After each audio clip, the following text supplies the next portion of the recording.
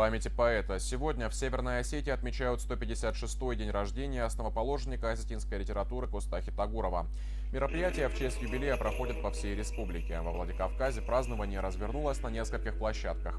Памятный день традиционно начали в пантеоне Осетинской церкви. Десятки людей собрались у могилы поэта. Цветы возложили глава Северной Осетии Тамерлан Агузаров, представители научной и творческой интеллигенции, духовенства, общественные деятели, школьники.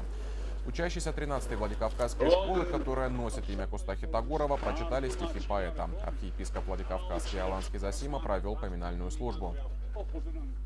Этот день рождения Коста мы встречаем в особом расположении духа, потому что каждый писатель, каждый школьник, каждый студент стремится прийти с хорошими знаниями. Это студент, с хорошими произведениями писатель, художник с хорошими картинами. И мне кажется, что если мы будем идти по этому пути, то благодать Коста не пропадет, а наоборот будет обрастать новыми красками. И тогда мы будем чувствовать себя спокойно перед его святым именем.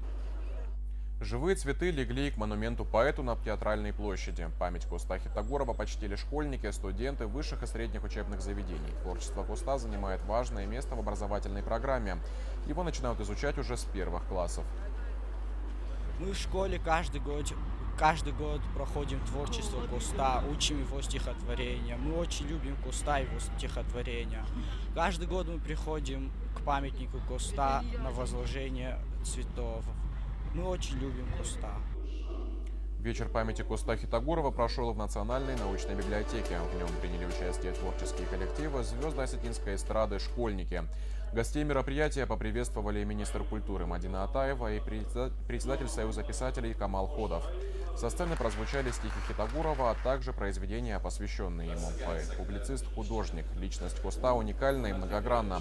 Выступающие отметили, что творчество основоположника осетинской литературы актуально во все времена. Каждое поколение воспринимает его по-новому. Это гений всеобъемлющий для нашей культуры, потому что нет таких областей осетинской жизни, которые не пронизывало бы имя и творчество Коста. Он оставил невероятный след в литературе, в искусстве, в живописи, в публицистике. И самое главное, он дал невероятный нравственный пример всей своей жизнью, пример служения своему народу.